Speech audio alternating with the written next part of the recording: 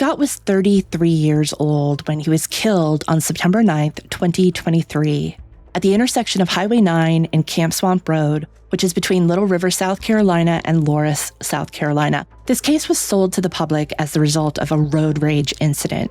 No charges were filed against the two men who shot Scott to death because the police, with seemingly little to go on, immediately determined that Scott was the suspect and the two men who shot him to death were the victims. Hey, I've got a guy pointing a gun at me driving.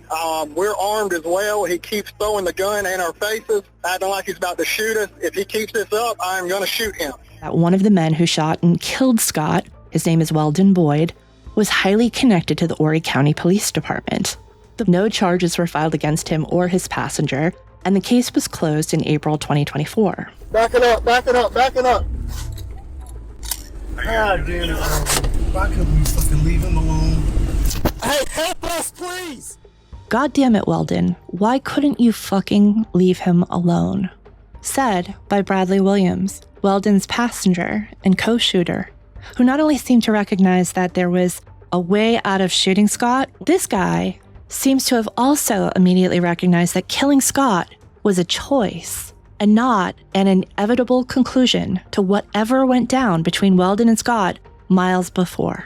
Weldon had everything going for him in the days after the shooting, but that didn't matter. Weldon was on a mission. He wanted all of Horry County, South Carolina, and all of Tabor City, North Carolina, to know that he was the victim here, not Scott, that this was self-defense. Not only did Weldon want the privilege of being able to shoot and kill a man with no questions asked and no judgment passed, he didn't want any uncertainty hanging over his head. He wanted the investigation over before it even started. In June, Scott Spivey's sister, Jennifer Foley, filed a wrongful death lawsuit against Weldon Boyd and Bradley Williams. From the beginning, Jennifer, who is Scott's older sister, knew something was off. She knew that the story Weldon gave to police about her brother didn't make sense to what she knew about his temperament and behavior to be, what his general decision-making would be in that scenario. And she knew that something about the investigation did not feel right.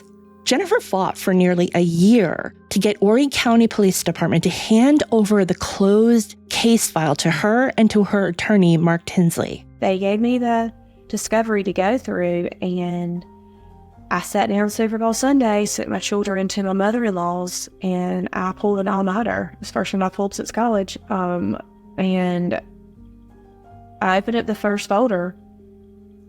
And then it just unfolds everything that was in the phone. In that case file, Jennifer found out that her original instincts were right. She was right. Not only did Weldon's story not hold up against the evidence, it was clear he was getting help from the beginning from the top brass at Horry County Police. At 6:29 p.m., after police arrived on the scene, officers he didn't know, based on the snippets of conversations we've heard in the recordings, Weldon called one of his closest friends to ask him to come to the scene. That close friend? Deputy Chief Brandon Strickland, whom Weldon had saved in his contacts as Brandon SPECOPS,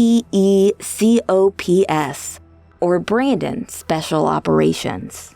Before Brandon answers a phone in this first recording, you can hear Weldon talk about the important connections he has. Presumably, he's talking to his passenger and co-shooter, a very rattled Bradley Williams. Given the context of the situation, a good assumption would be that Weldon was talking about these connections in terms of help.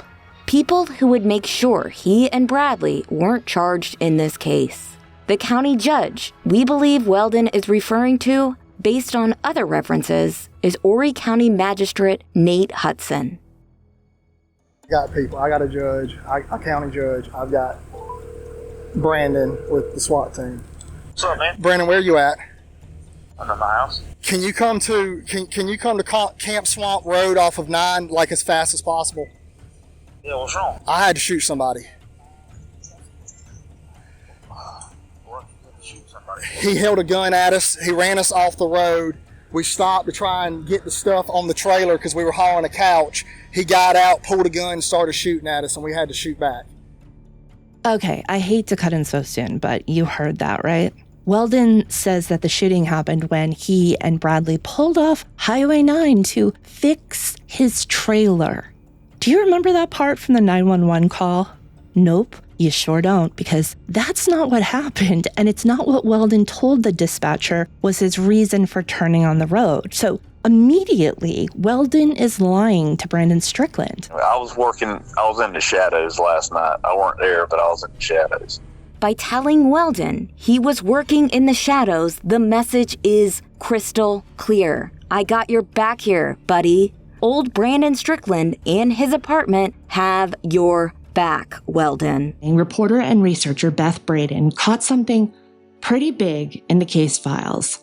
A piece of evidence that unequivocally shows that despite Horry County Police Department's insistence that they did not try to help Weldon escape charges in Scott's killing, they sure did set him up for success in that regard. Spivey took photos of Weldon's and Bradley's licenses on his phone, then texted someone in his contacts. And this is where it got dirty. Act like a victim with the word camera written under it. Spivey then walked that note over to Weldon and showed it to him. Weldon's eyes darted to the notebook and then around. Act like a victim. Act like the thing you need to be in order for the stand your ground law to apply. Self-defense. You, Weldon, you were the victim. On Wednesday afternoon, after SLED questioned Spivey, we got word that Horry County Police was planning a press conference. We kicked into action because we knew what they were about to do. They were going to whitewash the whole thing and act like they're doing a proactively noble thing. So we posted about Spivey all over social media to preempt them. What we didn't expect was for them to do it anyway. And worse, to take credit for finding the evidence. Their evidence. Horry County Police Department has terminated a patrol division sergeant as part of an ongoing internal affairs investigation related to employee conduct in the Camp Swamp Road shooting investigation from September of 2023.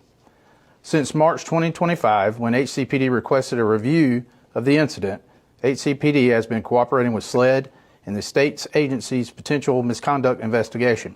Anyway, y'all know that's a lie. In March 2025, the FBI and SLED were already aware of what had been found in the case file. They knew before Horry County. But Horry County Police went and took credit for the review of the case. They wanted the public to believe that this was them being honorable and proactive, instead of reactive and left with no choice.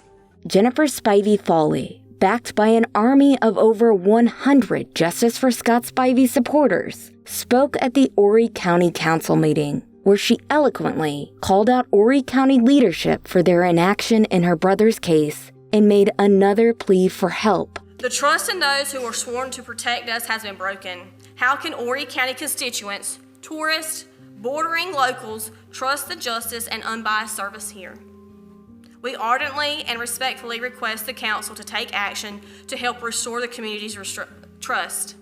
With all the evidence available to the public now, I hope everyone realizes there is no rug left to sweep anything under. Demand the governor to act. If he won't, please demand the sheriff to act. Do something more than what's been done to date. This is not just my family's problem. We must all continue our fight until justice is had. I would like to thank the council again for the opportunity to speak, and we also want to thank the people of Horry County that have recognized that reform is needed. We pray that these requests have fallen on open ears and concerned hearts, and I pray that you all sleep tonight knowing that no blind eye can be turned to Scott Spivey anymore. Thank you. Thank you, ma'am. Hold on a minute.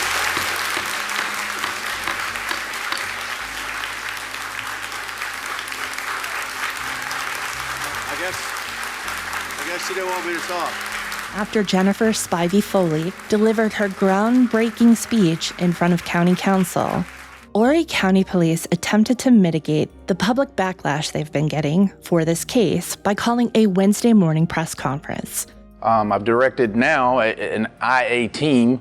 That team, we have 3 investigators that are dedicated every day to reviewing this case, for any type of misconduct, policy violations that we may find on the part of the Horry County Police Department. Since I've been chief, I've directed that. We have discovered last week 7 additional videos that were improperly labeled. Those were reviewed and sent over to SLED as a continuation of the misconduct investigation, as well as our internal affairs investigation to conduct. Okay, so that's a big old nothing burger. That's their big excuse for this massive cover-up, is that they mislabeled files? Like it was a simple organizational error? This is why the entire Horry County Police Department cannot be trusted. Because when the truth is exposed to the entire world, they continue to double down on their lies. And they will continue to dance around the truth when they are forced to face the sunlight. Be persistent. But what you feel in your heart of hearts, it's true. Be persistent to try to find evidence to support it. Have a diligent person working with you. I know one like Jennifer who knows what to do, and what she didn't know how to do, she learned how to do. There is so much more to reveal in the Weldon Boyd case. Trust me when I say that we are just getting started. What goes around comes around, and the good old boys should know by now that they can only run so far from true sunlight. Stay tuned, stay pesky, and stay in the sunlight.